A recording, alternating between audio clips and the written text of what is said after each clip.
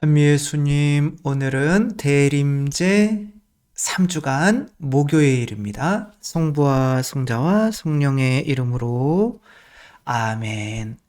오늘 복음도 역시 세례자 요한에 대해서 계속 나오고 있는데, 세례자 요한이 자신의 제자들을 예수님께 보내서 예수님께서 메시아이심을 믿게 하고 이제 그들이 떠나간 다음에 예수님께서 세례자 요한이 당신을 믿지 못해서 그렇게 제자들에게 질문하라고 보냈던 것이 아니고, 제자들이 아직도 예수님을 믿지 못하기 때문에 그것에 대한 확신을 주기 위해서 보냈다라고 하는 것을 이제 말씀을 하시며, 이제 이렇게 또 말씀을 하시죠. 너 여자에게서 태어난 이들 가운데 요한보다 더 큰 인물은 없다. 그러나 하느님의 나라에서 가장 작은 이라도 그보다 더 크다.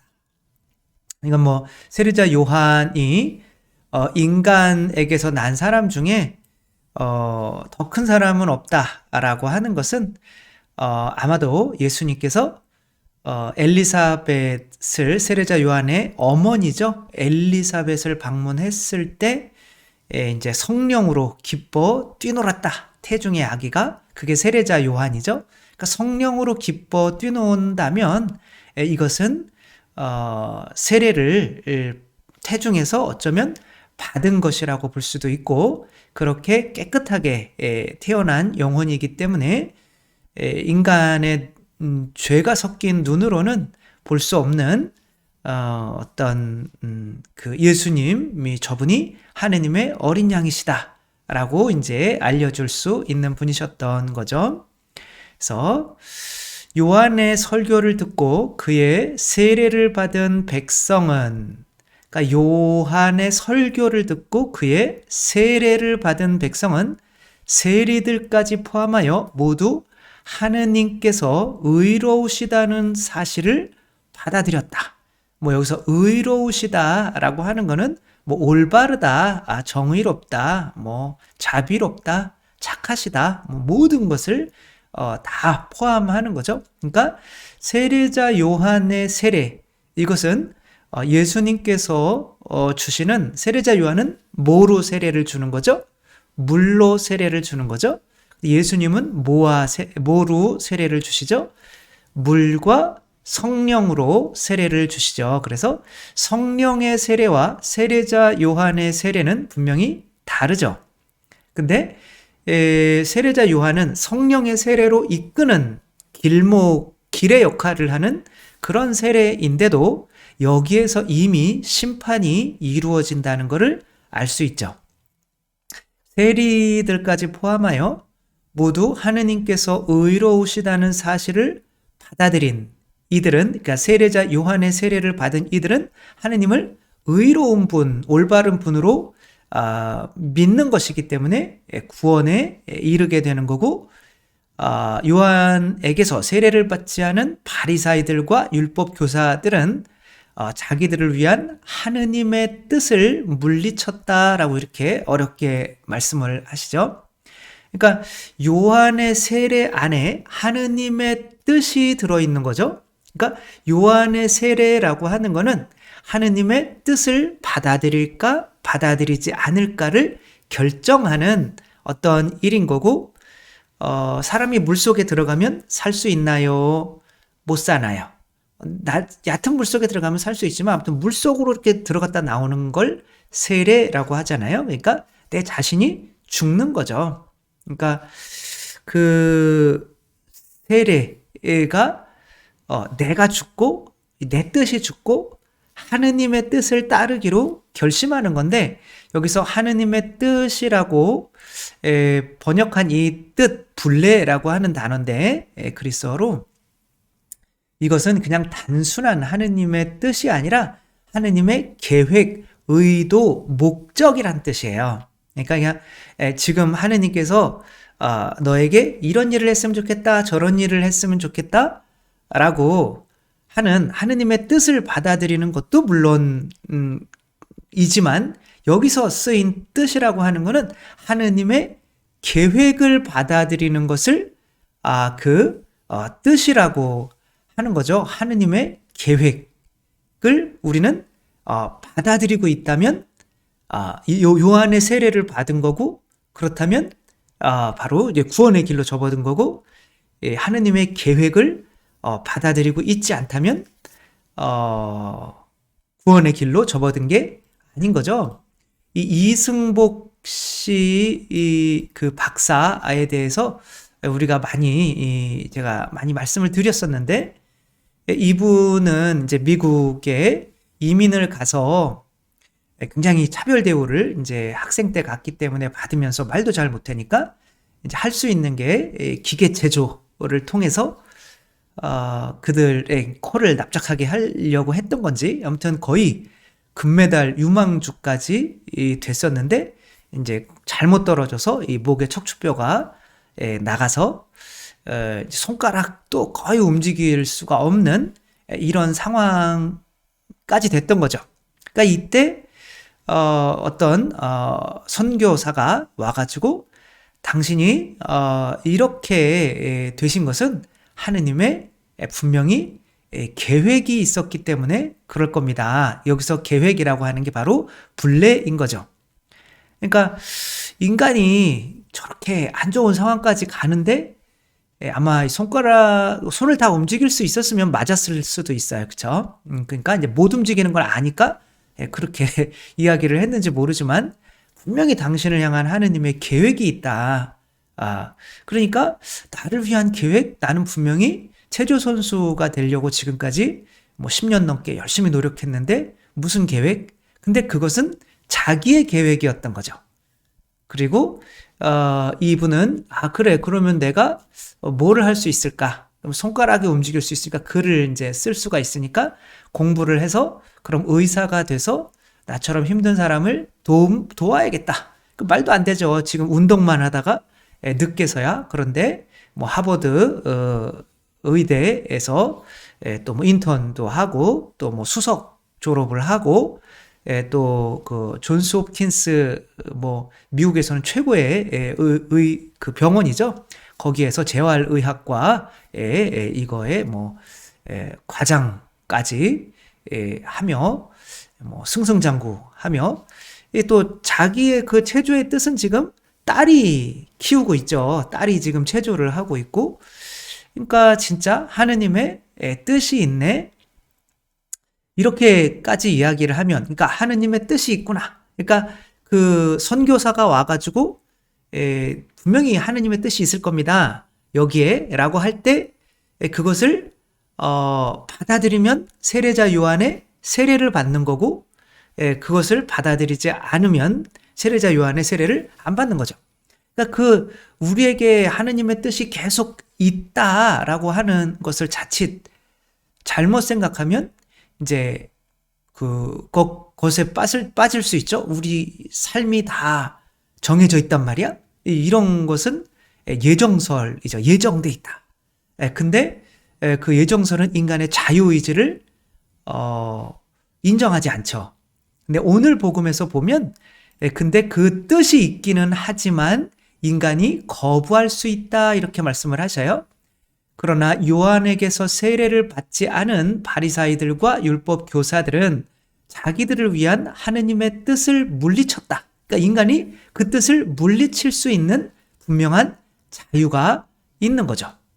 그러니까 이들이 물리친 뜻은 뭐냐면 하느님께서 예수 그리스도를 통하여 구원하려고 하시는 그 뜻을 물리치신 거죠. 이것은 하느님의 계획이 있다라고 하는 것은 그래서 성경의 역사가 필요한 거죠. 창세기부터 요한 묵시록까지 쭉 읽고 나면 하느님의 구원 계획이 있었구나라는 것을 깨닫게 되죠. 하느님께서 태초에 아담과 하와를 이제 일단은 아담을 창조하셨죠. 이제 태초에 천지를 지으신 천지가 이제 하늘과 땅을 지으셨다고 하는 건데, 그 하늘은 성경에서 하느님이고 하느님의 공간을 의미하고, 땅은 인간이고 또 인간의 공간을 의미하는 거죠. 그래서 인간이 죄를 졌을 때 너는 흙에서 왔으니 흙으로 돌아가라, 이렇게 말하잖아요. 그러니까 하느님께서 인간을 흙으로 만드시고 하늘에 살게 하시기 위해서, 당신 품에 살게 하시기 위해서 인간에게 당신의 성령을 부어주셨죠. 이렇게 숨을 불어넣었다. 코에다가 숨을 불어넣었더니 생명체, 살아있는 생명체가 되었다. 그러니까 흙으로 빚으면 사람, 아담이 사람이란, 흙이란 뜻인데, 아무튼 그렇게 흙은, 그래서 죄를 지니까 다시 너는 흙으로 돌아가라. 이 말은 뭐냐면, 죄를 안 지었다면 하늘에 살았을 수도 있는 거죠. 우리가 주님의 기도에서 하늘에 계신 우리 아버지 그러지 하늘과 땅에 계신이라고 안 그러거든요. 그러니까 하늘은 하느님을 의미하고 땅은 인간을 의미하는 거예요. 그러니까 하늘과 땅을 창조하셨다는 것은 하느님과 인간과의 어떤 관계가 창조되었다는 거죠. 그러나 인간이 하느님에게로부터 오는 이 성령 혹은 말씀을 거부하고 자기의 뜻대로, 자기의 계획대로 행동했기 때문에 그것이 무엇이었을까요? 뭘 따먹는 거였는데, 사과, 선악과를 따먹는 거였죠. 그러니까 하느님의 뜻은 그것을 바치면 생명나무를 얻어서, 그게 예수님의 성체죠. 그러면 하늘의 것을 받아서 내가 하늘의 것에 속하기 위한 준비가 되는 거죠. 그러니까 난자가 있죠. 여자의 몸에서 난자도 한 달에 어떤 생명을 사는 생명체죠. 그래서 이렇게 난자도 이렇게 나이가 들고 이렇게 점점 늙어서 죽으면 이제 몸을 밖으로 빠져나오는 건데, 이 여자의 몸에서만 살 수 있는 이 난자가 몸 밖으로 나오려면, 그래서 더 오래 살려면 어떻게 해야 되는 거죠? 밖에서 오는 정자를 받아들여서 내가 밖에 있는 사람으로 변해야만, 거기서 살아남을 수 있는 어떤 모습으로 변해야만 하는 거죠. 그래서 이 정자를 받아들이면 그것이 인간이 돼서 여자의 몸에서 한 달만 살 이 존재가 밖으로 나와서 수십 년쯤, 길게는 100년까지 살잖아요. 그러니까 마찬가지인 거죠. 그래서 제가 이제 로마 있을 때 교수님이 천형성체 교리를 했대요. 그래서 저도 그럼 나도 천형성체 교리를 성당에서 해야겠다. 그래서 내년부터 저도 천형성체 교리를 할 생각인데, 그때 어린아이들에게 이렇게 물어봤대요. 하느님은 뭐와 같니? 라고 했더니 공기와 같아요 라고 아이들이 대답했대요. 왜 그러니? 그러니까 공기는 눈에 보여요, 안 보여요? 안 보이지만 내가 공기가 없으면 죽잖아요. 근데 내가 숨을 쉬니까 그 공기가 내 안에서 나에게 생명이 되는 거예요. 내 안에 들어와. 그런데 내 밖에도 있잖아요.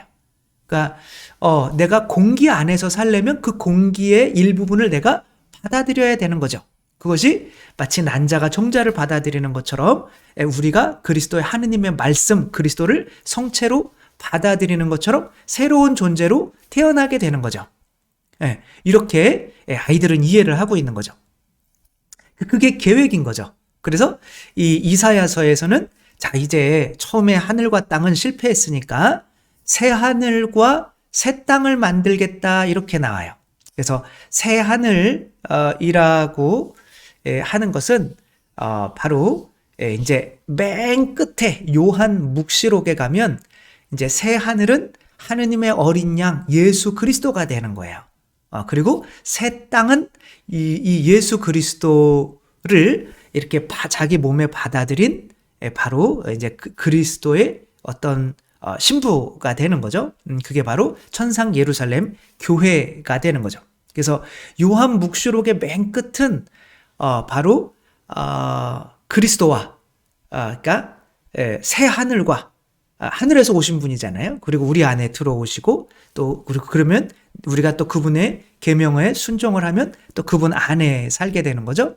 그러니까 마치 공기와 같이 우리가 땅이지만 하늘에 살 수 있게 만들어주는 하늘에서 오신 분. 근데 그분이 내 안에 들어오고 내가 그분의 안에 사는 것은 마치 그리스도께서 아버지를 성령으로 당신 안에 받아들이시고 또 아버지의 뜻을 따라서 당신이 아버지 안에서 살게 되는 것과 마찬가지인 거죠. 아버지께서 내 안에 계시고 내가 아버지 안에 있다는 것을 믿지 못하겠느냐. 이것이 구원의 신비인 거죠. 그러니까 땅은 하늘에서 하늘의 조각을 받아들이지 않으면 하늘에 살 수가 없는, 너는 흙에서 났으니 흙으로 돌아가라, 그런 존재인데, 그렇게 끝내버리면 하느님께서 무책임한 분이 되시는 거잖아요.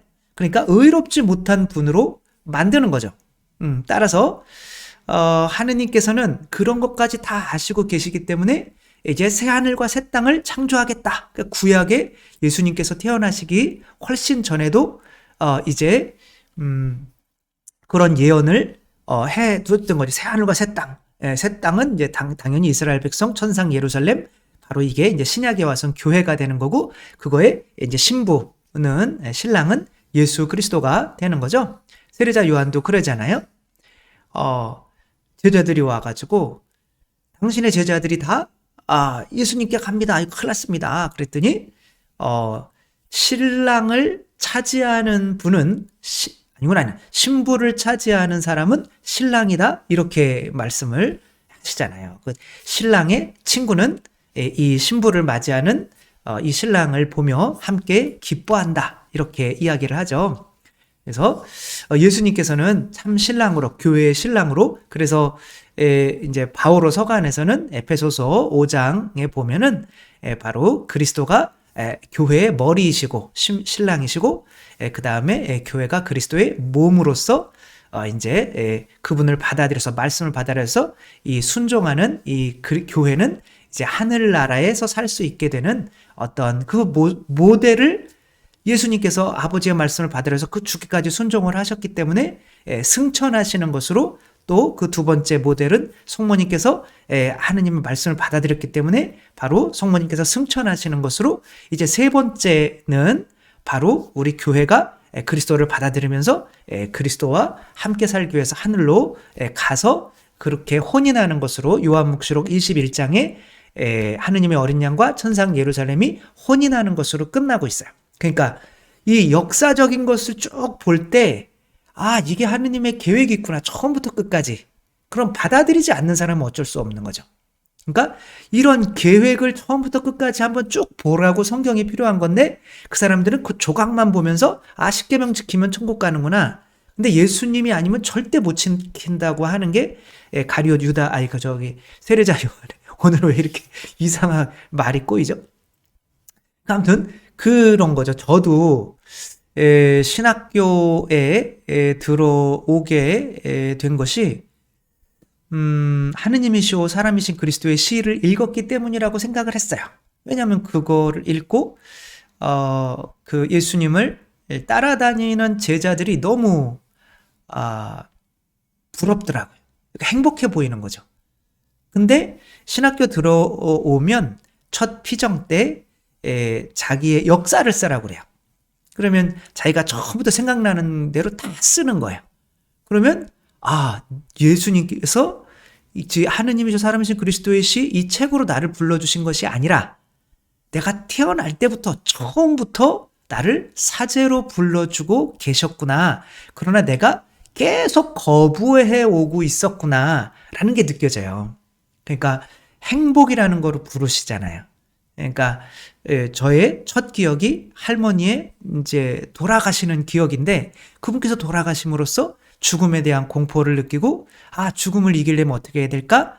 잠잘 때 보니까 행복하게 잠을 잘 수 있었던 때는 정말 하루 종일 행복하게 놀았을 때, 그래서 그러면 죽음에 대한 공포를 극복하려면 행복해야겠다. 그래서 내 인생의 모토를 행복으로, 좌우명을 행복으로 정해야겠다. 그래서 행복으로 살다가 보니까 이제 행복하려면 결국 성당에 나가야 되고, 그래서 신앙생활을 하다가 보니까 근데 이제 또 계속 돈 좋아하고 뭐 이렇게 또 성공도 바라고 이제 또 내 계획이 막 들어오는 거죠. 그러니까 그런 게 계속 제가 세례자 요한의 하느님께서는 나를 위한 어떤 계획이 있다고 믿질 않고 내가 이렇게 하면 행복할 거야 라는 나의 계획대로 나가는 거고, 나의 계획대로 이루어지지 않으면 하느님을 원망하고 이제 그런 신앙생활을 하게 되는 거죠. 그러나 이제 그거를 다 쓰고 났더니 처음부터 하느님께서는 행복이라는 그런 좌우명을 갖게 만들어서 이 책을 결국에는 마지막 때 이 책이라도 읽어서 그 제자들이 부럽게 만들어서 자기도 나도 그런 삶으로 이끄시려고 하느님께서 계속 나를 부르시고 계셨구나 라는 것을 깨닫게 되는 거죠. 처음부터 내가 그래서 이상하게 결혼하고는 싶었는데 이 마음 한구석에서는 너는 결혼 못해 이런 이야기가 계속 들려왔었어요. 어쩐지 좀 이상하더라고요. 그때서야 이제 안 거죠. 그래서 아무튼 이제 그런 거를 느끼니까 하느님께서 처음부터 불러주셨으니 그리고 그렇게 늦게서야 응답을 했으니 뭐 그것에 대해서 남들보다 늦었으니까 더 열심히 노력하려고 하기는 했던 것 같아요. 그러니까 하느님께 어떤 나를 창조한 의도가 있고 내가 뭔가를 만들려면 이게 이 그림을 그리려고 하더라도 그 그림을 어떤 그림을 그릴까 그 목적이 있을 거 아니에요. 그 의도가 있을 거 아니에요. 그걸 불례라고 하는 거죠. 그 하느님의 의도를 받아들이는 것을 세례자 요한의 세례라고 하는 거죠.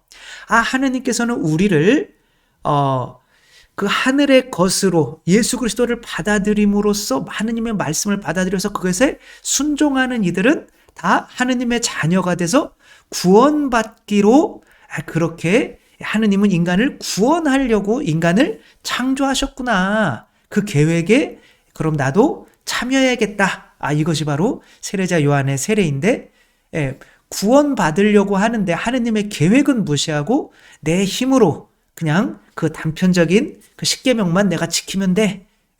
그러면 예수님이 이 세상에 오실 필요가 없잖아요.